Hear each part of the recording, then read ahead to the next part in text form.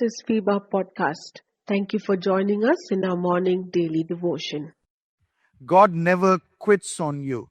God never quits on you. Stay with Him. Stay with Him. God never quits on you. Stay with Him. The story of Sarai, Abraham, and Hagar doesn't finish here in verse 5. Doesn't finish in 6 and 7. It finishes in a beautiful conversation with God Himself. With God Himself. In verse 7, we read, the angel of the Lord found Hagar. Watch this. There's somebody who's fled and who's running away out of the torture. She's pregnant and she's running away. There's no husband. There is no one to take care. She fled the only place of support and cover she had. And she's running into the wilderness. And the angel of the Lord found her. It's always the story, right?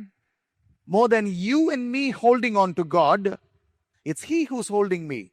There are so many times in our life, we are trying to do stuff and come back to God, but we realize that actually it's not my strength, my reconciliation efforts to be with God. It's just God and how big He is that He just consumes me with His love. First part of verse 7 is amazing. The angel of the Lord found Hagar. Well, later on she realizes actually the angel of the Lord is God Himself, because she declares that she saw God.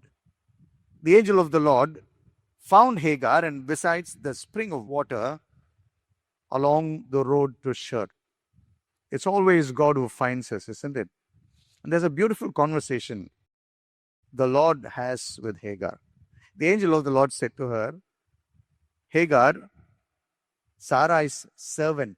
She reminds her who she is. You might have been pregnant. You might have been the heir of so-and-so and all of this. You might be carrying a baby. The legacy of what was not given to Sarai may be given to you. But I want to remind you who you are. I have appointed you at this point in time to be the servant maid at Sarai's house. The angel of the Lord said to her, Hagar, Sarai's servant, where have you come from and where are you going? As if the Lord didn't know. As if the Lord didn't know.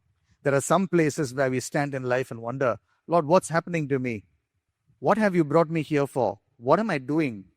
What is my purpose here in life? It basically means, Sarai, Hagar, Abraham, have you messed up? Hagar, do you see pride in your heart? Hagar, you instigated this whole thing. While I still could have been a part of your mistakes and I could have redeemed it, you took it on your own hand just as much as Sarai did, and you instigated her. In Hagar's pride and misery, she acted without thinking of just exiting that place. In simple words, when Sarai responded, she was admitting to God, saying, Lord, I messed up. I'm sorry, I messed up. She says, I'm running away from my mistress, Sarai.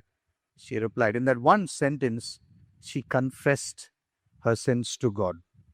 Lord, I'm sorry, I messed up. I'm sorry, I messed up. That's a beautiful place of change. Every time the Lord meets us, it is a good reminder to say that He has not forgotten us.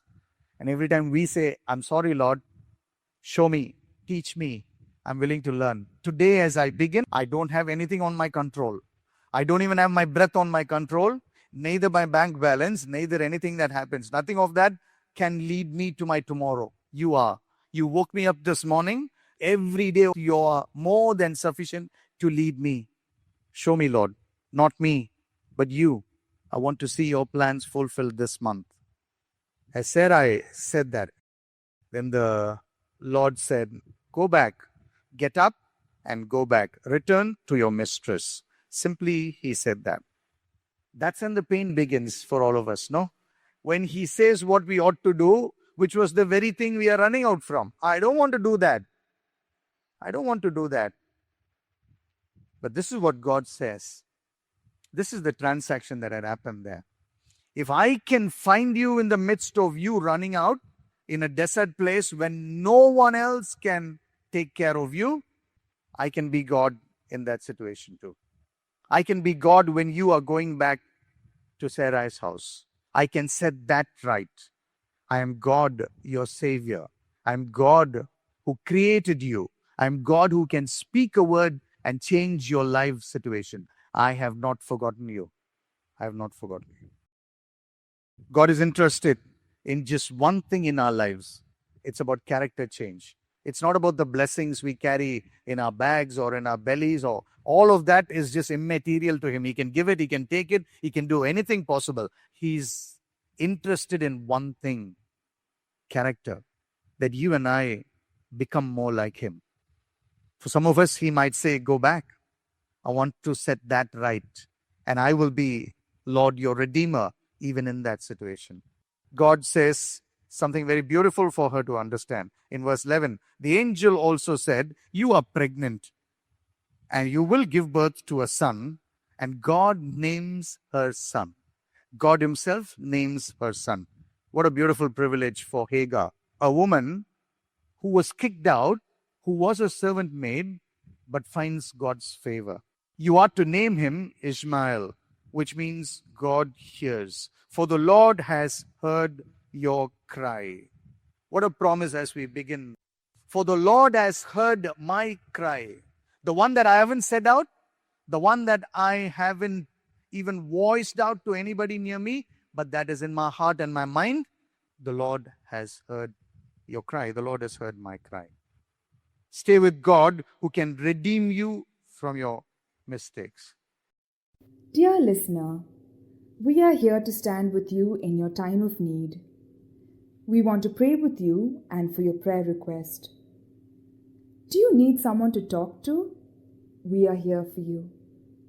Call us or send a message at +91 636 425 2164. +91 636 425 2164. God bless you.